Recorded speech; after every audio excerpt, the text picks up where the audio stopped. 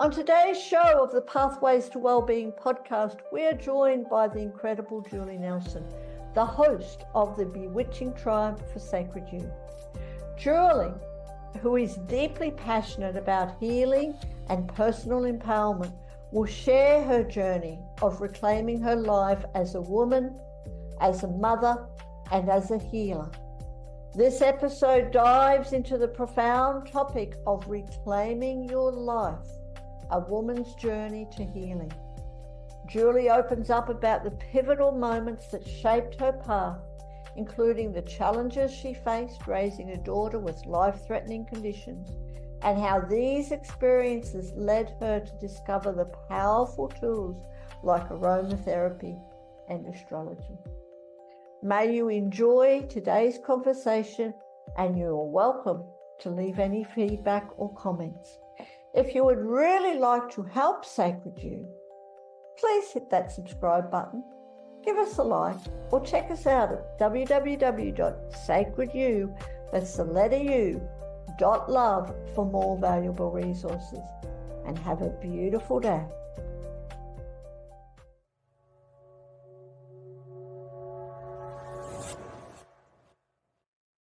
Welcome to today's episode of the Pathways to Wellbeing podcast for Sacred You. And with me today, I'm really excited because we've got a very special guest, Julie Nelson. Julie, thank you so much for joining us again.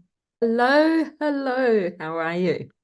I'm really good, and I'm really excited, Julie, because we are talking about a topic that I know is, well, obviously it's very dear to your heart and also very dear to mine, and that is reclaiming your life, a woman's journey to healing. Tell us a little bit about that, Julie, and can you also share a moment, like a pivotal moment in your life, your journey, when you realized you needed to reclaim your life and embark on this journey of healing? I've had a few. I think the biggest turning point in my life was having my daughter, because she was born with a life-threatening condition, and then at 6 months young, diagnosed with a second life-threatening condition. And that sent me on a pathway that really had never even crossed my mind or even thought about it existing. So that was the very beginning. And I think then the next big phase was when she became independent and moved out of home. And then I had to reclaim myself, rediscover myself. And it was a bit of a challenge to let go for me. And also because I'd been on alert for many years without much sleep and living in and out of hospital with her, I had a breakdown, mental, physical, emotional, just from being totally exhausted. And it's often the thing you hear of people when they get to stop or slow down, that's when they collapse. So the last, I'd say 15 years, I've been on a big healing, self-healing journey and reclaiming myself, my womanhood, my power, my essence, and also being in a very toxic relationship that I ended up leaving 12 years ago. That was massive as well. And that's why I love to work with women, to lead them into rising unapologetically. Absolutely, and thank you for that. And I'm really honored that you do work with women, that you share your gifts, not just to the Sacred You community, but also to the world. And I hear you, Julie, like when you said, like you know, after your daughter moved out and you were just slowing down, then you had your breakdown, and that tends to happen quite a lot.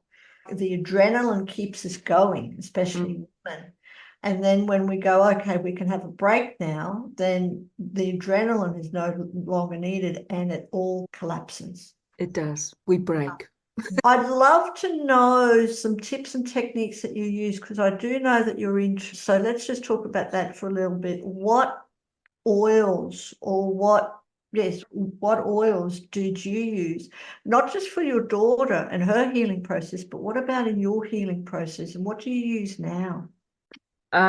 Yes, she was my driving force into becoming an aromatherapist, which just came along as things do. Everything fell into place, and it was an incredible tool to work alongside our modern medicine world. I use so many different oils depending on what I am working with myself with, but I do have some favorites that I'll share with you, and there's, numerous reasons why. And I do love to create the perfumes because then for me they're multi-dimensional and multi-layered, and I can use a number of different essential oils in a perfume or in a blend. I do have a nickname called Julie Patchouli, and that is because patchouli has just been an incredibly supportive oil for me on all levels. And on a physiological level, it's an incredibly powerful wound healer. So on the emotional and psychological and energetic, it is a beautiful wound healer. So that's one. What I call the goddess oils, rose, neroli, jasmine, they are incredibly supportive, all very balancing. Geranium is another one. They help to balance the nervous system, balance the hormones, balance everything, and highly supportive. And for some people, they may be aware or not that rose is the highest vibrational plant that exists in the world that we know of. And so it's magic. It's like medicine in a bottle, a medical kit in a bottle, as is, I say that about patchouli as well. And then there's so many things to consider: high anxiety, overwhelm, stress, exhaustion, adrenal fatigue, pain, compromised immune. So when people get to that point where they feel like they can't go on, I always say to people, trust your nose because your nose knows best. So what we smell and we feel attracted to, I could guarantee that the qualities of that are perfect for you right now. Does that help? Does that answer your question? That helps. That helps a lot. And I love that. Trust your nose because your nose knows best. And it Yes. really does. It knows when, something is not right, when something's a bit off, and then when it's really attracted to something, then you follow that. You love that. Thank you. Yeah. Thank you for sharing that. And is there anything else that you'd like to share? Because as well as the oils, I know you're into a lot of rituals and things. Mm-hmm. And for women who are listening out there, not just women, but men too, what other rituals do you use or can you recommend for self-care at all different times? I have brought so many things into my life.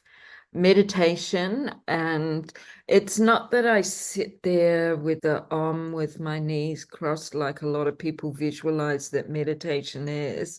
I mainly do it at night because I have chronic insomnia from being awake for making sure my daughter was breathing. And even though I've improved a bit, it's a very long process. So meditation when I go to bed at night and sometimes in the morning is just non-negotiable for me. It helps me to calm my mind and slow down my mind. And I do use my essential oils as well every day. The other thing that has been incredibly powerful for me, and this happened when my daughter was about 2, when I first started studying, I also got into affirmations. I was gifted a book by a friend, Feel the Fear and Do It Anyway, by a lady called Susan Jeffers. And for me, that was actually life-saving in some ways. And I just, with the combination of the oils and using affirmations, was really, it was just so healing for me. And still today, like nearly 35 years later, I still use affirmations on a daily basis combined with the power of scent or a single essential oils, whatever I feel like at the moment. And they're my two main, but I do a lot of ritual. I am an astrologer as well. So I love to align with the stars and the moon because we know everything is energy. So there's this cosmic energy raining down over us constantly. And some planets have long-term effects, and then the moon it fluctuates very quickly. So for me, knowing what's going on in the cosmos actually helps me to work with myself because I can understand what's going on. It might be like, why did that happen? What am I feeling? Why? There's no reason I could be feeling this way. And then I'll look at my transits and go, that's why. And it just is, it's not that, I can't think of how I want to articulate this, but it helps me to understand, and it also takes away some judgment where I'm not beating myself up for doing something silly, which we all do. But it helps, understanding your own chart and the transits is very powerful as well because we can work with it. And I do work with that sometimes daily, sometimes just when I feel like I need to. It's different. I don't have any real structure other than the meditation, the affirmations, and the essential oils. I also take herbal medicine, which I love because then I can work internally as well for my nervous system and immune system. Because when you have that chronic PTSD and trauma, I need to keep my immune and nervous system nurtured and nourished. Yeah. So I think for other people, it's about finding what aligns with them because then they're going to have a better response and reaction to what they did. And honestly, in the beginning, I tried so many things. I did flower essences. I love Chinese herbs. I worked a lot with Chinese herbs for a long time. I love having treatments, and I'm back dancing, which really feeds my soul and it helps to keep my body fit and stronger. So there's lots of things that we can do. And I think it's important to think one step at a time as well. What really makes your heart sing and helps you to feel better? And for me, that is the power of scent. And I'm also very big on healthy eating. I've been in the natural therapies world for over 3 decades. And so we are what we eat. That is just such a true statement. And I think healthy eating gives a healthy body, a healthy spirit, healthy energy, healthy mind as well. So there's lots of things. And I went through a lot of different things. I have sound baths. I love sound baths. I find them healing. And I go through different phases of having different treatments. Yeah. Thank you. Thank you for sharing that. And you've given me lots of food for thought, lots of thought, lots of Food for thought. Yeah, absolutely. Absolutely. So thank you. But a couple of questions that I do want to ask you about that. Let's just go back quickly, if we can, to your essences, to the scents and things like that. You mentioned meditation and using essences. Is there any particular blend or any particular essence that you can recommend to use for meditation? And how do you use it? Do you use it in, do you burn it in a demister? Do you anoint yourself with different oils? Good question. So again, trust your nose because what I like and recommend somebody might not like. So that's important. And I use a lot of the oils I mentioned before. However, as a general oil, frankincense has long been recognized as a wonderful oil for meditation. And that's because it's very grounding, it's connected to earth and ether, but it helps to deepen and lengthen our breath. So breathing is really important as well. And not that you have to focus on your breath, but it helps to start off with that and slow ourselves down, calm ourselves down. So frankincense is beautiful, as is sandalwood. I use some of the florals as well. Sandalwood and frankincense have very similar properties, qualities that they work with, especially on a spiritual level. You can do the most simple way to use. I love anointing. I create anointing oils or perfumes, and I'll put a drop on my wrist, inhale, and just let it, like I imagine it flowing through my body. Sometimes I'll put a drop on the instep of my feet when I go to bed at night because it absorbs really quickly as well. So you can do that. And what happens is when we use specific essential oils with specific rituals or habits or practices, as soon as we smell that smell, because it's locked into our limbic and our hypothalamus, it instantly can create that desire that we are ready to achieve. So for me, one I use a lot is like an affirmation. So tonight I'm going to have a peaceful sleep, or I am sleeping peacefully every night. And I'll use a specific oil. So vetiver, it's my grounding oil, my go-to grounding oil. So every time I smell that oil, I feel at peace, I feel grounded, I feel calm, and it's my favorite oil to use at nighttime. So memory or intention setting is linked with scent. It anchors it into the brain and helps to create those new neural pathways. So inhalations are very powerful. I personally don't use essential oils in a burner or diffuser anymore because they're so damn precious and cost a lot of money that I feel like it's a waste.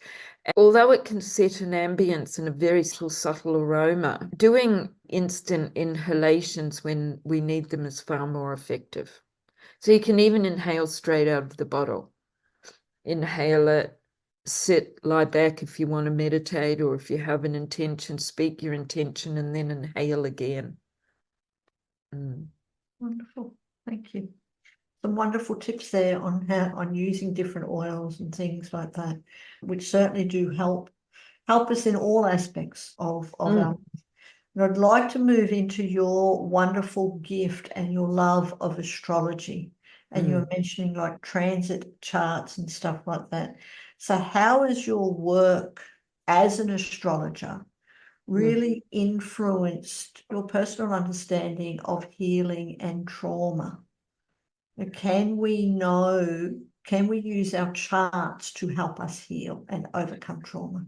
We can definitely help them to, use them to help us actually, because so your birth chart or natal chart, I call it a cosmic blueprint, is actually a blueprint of us. And it's how we start off in life, how we respond to life, what we're here to master. And think of it as a map where we can make decisions by depending on where planets and signs are placed in our chart. And our birth chart never changes. So it is like a personality profile. And just for people to understand, it can be very challenging to pick someone's star sign because they may not be living it. Because in astrology, we present and show up as our ascendant, our rising sign. And how we deal with things on an emotional level, it depends on what our moon is in. And so each planet and sign has their own qualities, archetypal qualities, I like to think of them as. So one, we can tap into any of those archetypal qualities if we're feeling we need them. If you want a bit of Mars warrior energy, you can focus on those qualities. Or if you've got too much fire in your chart, then you want to focus on bringing earth and water. So I love working with the elements in our chart as well, because we all are made up of fire, earth, air, and water in our Western astrology. And so some people have a very balanced ratio in the elements and some not. Like me, I only have one earth. So I have to constantly work with being grounded. But also I discovered that I was naturally attracted to things that represent earth. I have a lot of water in my chart. I'm not interested in going near the beach or water, but I could easily just go and sit in the middle of a forest. So it helps us to understand who we are. It also gives us the opportunities to look at what paths we can take to improve any part of our life, whether it be healing our physical bodies, our mind, our work environment, all kinds of things, money, family, siblings. It's all in the chart. Yes, we can contribute it to helping to plan our healing process. Yes. Yeah. I don't do predictive astrology, so I don't work with that, but you can definitely see if somebody might be challenged in some ways in the house of well-being, health and well-being, or the house of institutions, which could represent hospitals or prisons. Yeah. So there's definitely power in that, empowerment. It is a very empowering tool. And you know how everybody freaks out about Mercury retrograde? I want to bust the myths of retrogrades. And yes, communication breaks down. That's what happens. So whenever there's a planet in retrograde, take that as a plan to go within, reflect, recalibrate, redo, because that's basically what we need to do. We just need to stop. So especially with Mercury retrograde, it affects communication. So being mindful, maybe we need to go back in and think, okay, how am I going to communicate this, whether it be with ourselves or someone else, or we're doing an event or we're talking. And that goes for any planet in retrograde. It's about all the re-energize, redo, recalibrate, relook, all of those things. Hope that helps. Hope that gives you some idea. So they're not a bad thing. And even with the moon phases, it's funny because science says there's no proof yet. They are the ones that have been for over a century talking about how energy becomes matter. And we're made up of 70, 80% of water, and the moon has a massive influence on the tides. So, of course, it's going to affect us. And because the moon changes signs every 2.5 days, some people go, what happened yesterday? I was fantastic. Today I'm all over the place, or I'm feeling really sluggish. Look at the moon and where it's sitting in your chart, and it will tell you. It just is. It is written in the stars, and energy does become matter. So there's no getting away from it.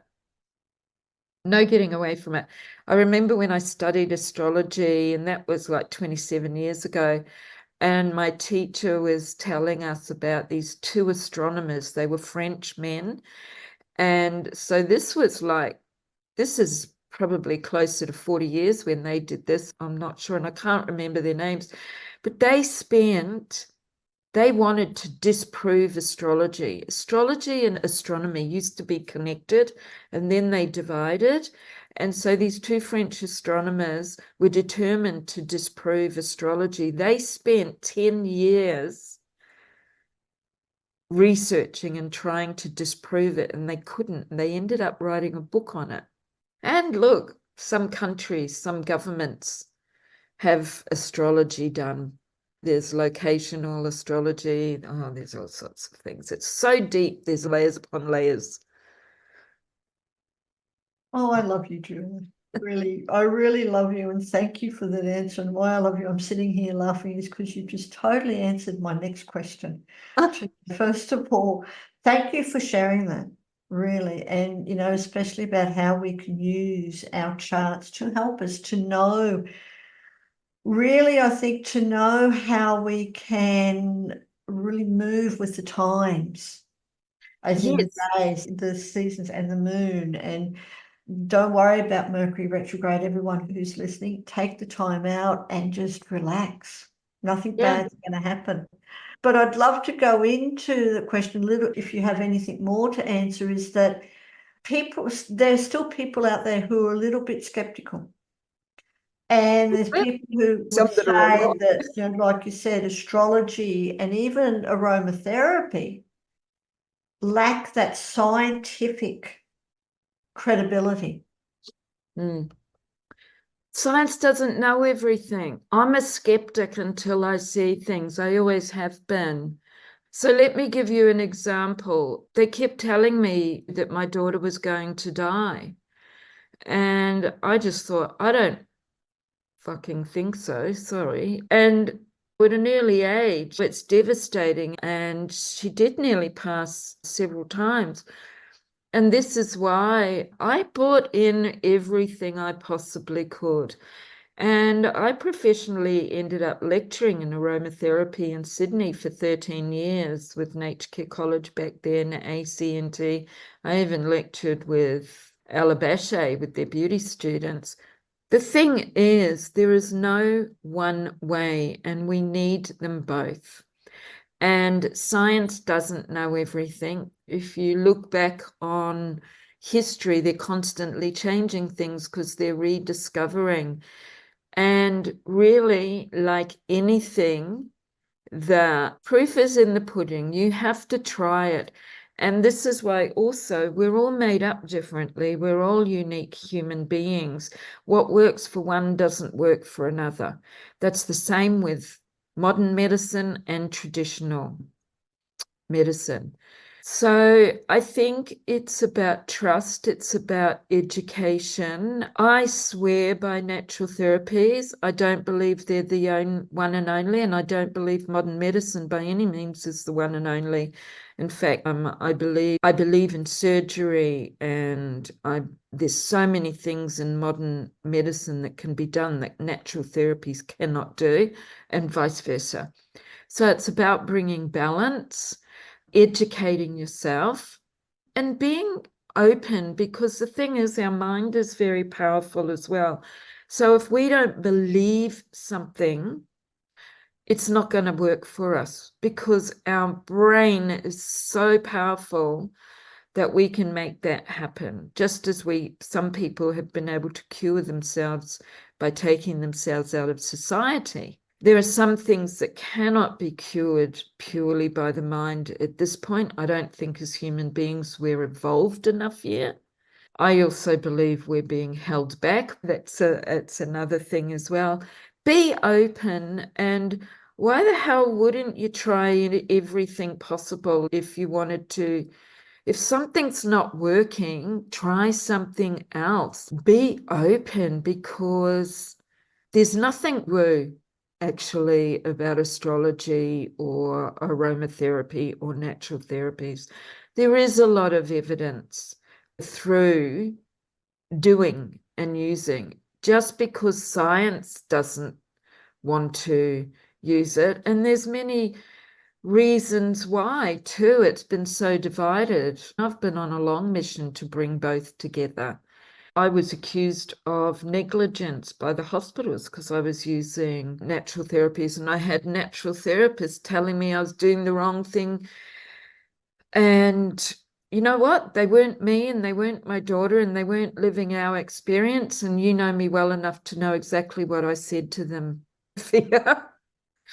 And we have to trust ourselves and listen to ourselves. And that can take work to get to that place.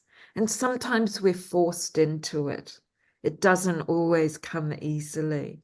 Sometimes trauma or accidents or horrible things happen to us before we think, hell, there's got to be a lot more help out there than this. Or you could say that about many things.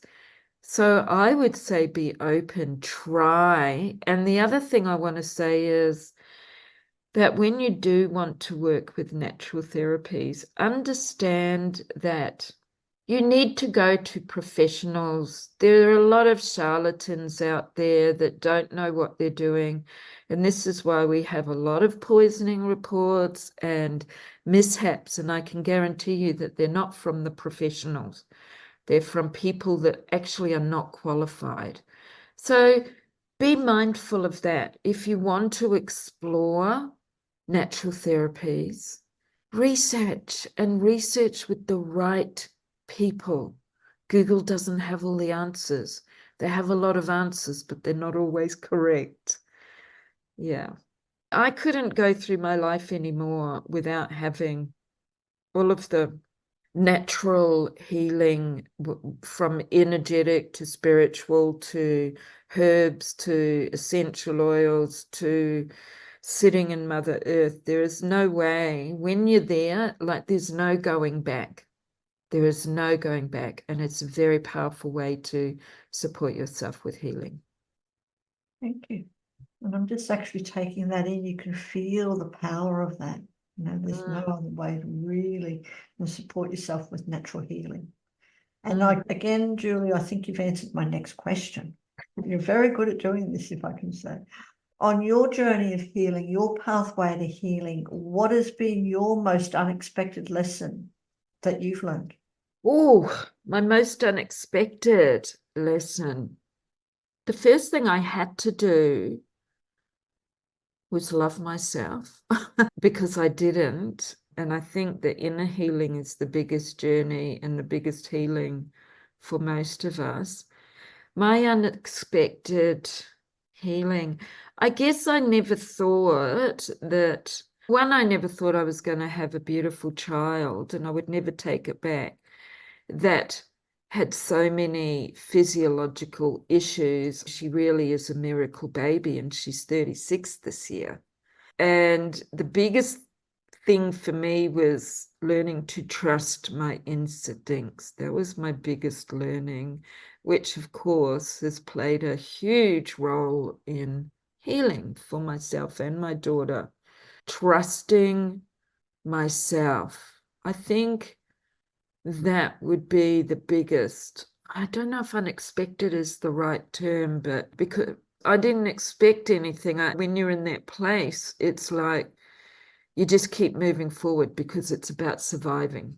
So I can't think that let me think.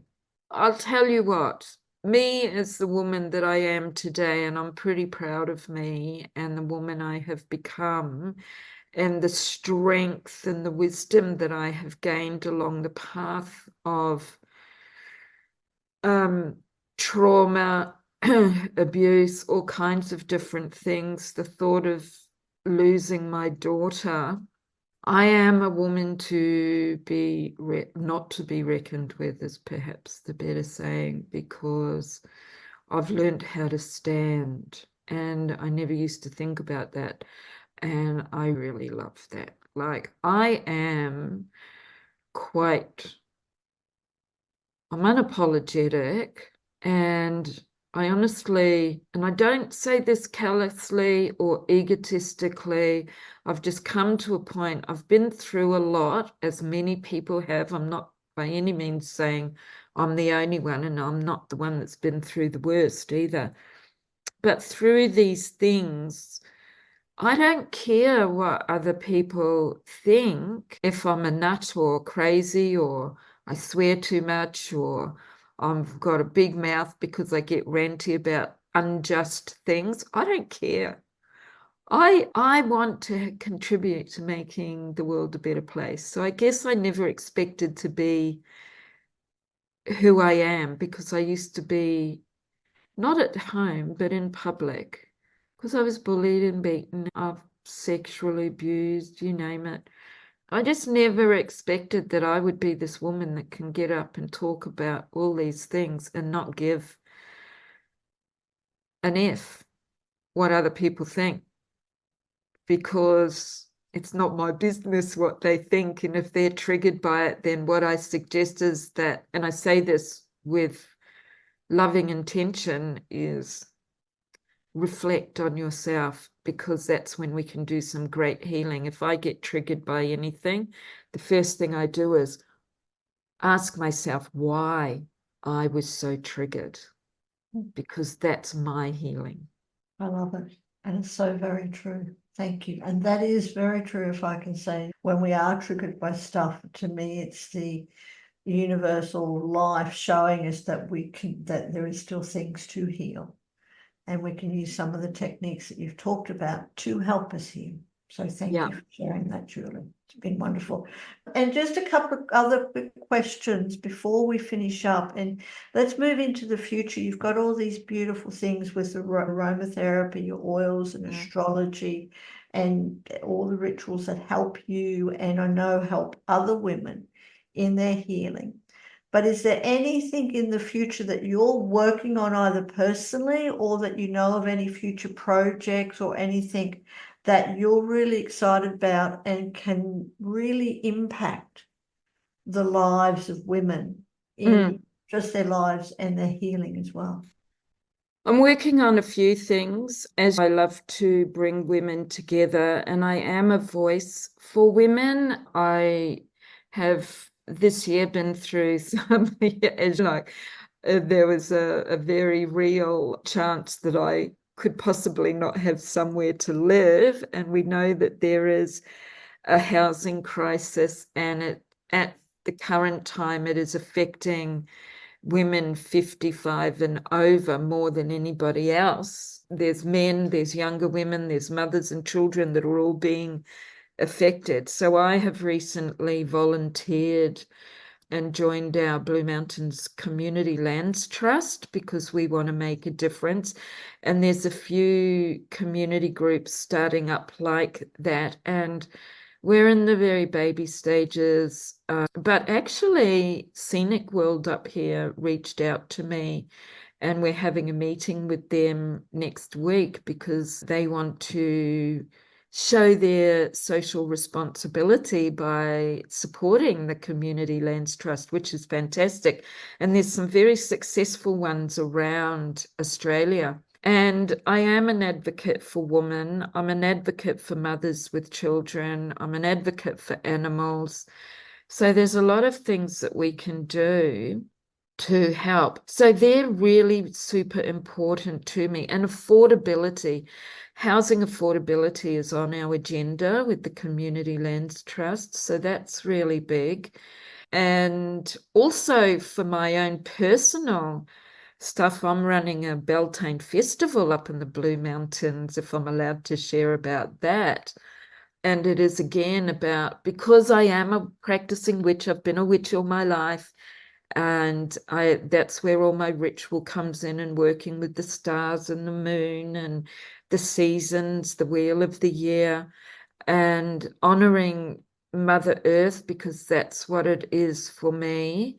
She's the only one I've got, or we've got, so I'm very passionate about advocating for the health of Mother Earth and all that live here, all of her creatures, plants, etc. The Beltane Fest is in November, and it's only small, so if anybody's interested, they can contact me. It's a whole weekend of celebrating, honouring the season of new beginnings, because here in Australia, everybody will be celebrating Halloween, but it's actually the wrong season for Halloween. That's April in the Southern Hemisphere. So I'm on a mission to say, hang on, this is the time of new beginnings. It's spring and summer and coming to life. So I really want to grow that and the awareness that it's really important for us and our health and being to be in flow and aligned to the seasons rather than resisting them, or possible, like often people just don't know. So we don't have to follow America with everything. What we need to do is follow Australia. Absolutely. Thoroughly agree with that. Yes, follow Australia. And for everyone who's watching this video or listening to the podcast and you want to know more about Beltane, do reach out to Julie on the links below in these videos. And Julie, thank you ever so much for joining us for Pathways to Wellbeing podcast. Is there any other questions that I could have asked you? And is there anything else that you would like to share before we wrap up? What I would love to say, and this is for men and women, even though I focus on women, is there's always inner healing to do. And so being in reflection and being in stillness is very important. We live in a very busy world where there's a lot of negativity and incorrect information thrown at us. And I think for everybody's own, so many people are suffering with depression and anxiety and sadness and overwhelm, that look for the glimmers, look for the shimmers, look for the beautiful things that happen in your everyday life. If you can just walk down the street and smile at somebody and they smile back, that is very healing. It helps you to feel good that somebody smiled at you, but also that you've made somebody else feel good. And look at people. Stop looking down at your phones all the time. Look at people and create that flow of energy with connection, because our world is very disconnected and communities are very disconnected, and we need community. Look at the countries or the zones, like there's Greek islands and in Japan where people live over 100 and they smoke and they drink and they party. It's because they're happy and they have fantastic community. So let's not keep ourselves separated. Come together with the people that align with you and keep doing the inner healing to love yourself, because when you love yourself, you become more confident. And when you become more confident, you become more attractive. People want a bit of you, and that's when you begin to manifest. Thank you ever so much for that. And it's so very true. And just smiling at people is so healing for us and so healing for others as well. And I thoroughly agree with you. Stop looking at your phone and just smile, even if it's just smiling at ourselves. So thank you for sharing that, Julie, and everything else that you have mentioned.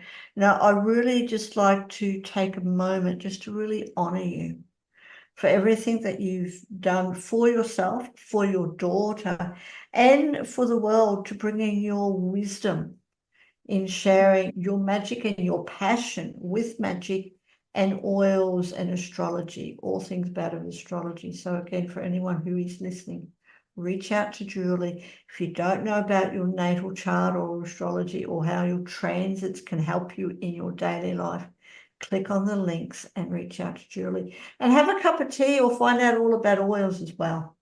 Powerful healing they are. They are. So thank you, Julie, again. It has been a wonder for you to be a guest on our Sacred You Pathways to Wellbeing podcast. My pleasure. Thank you.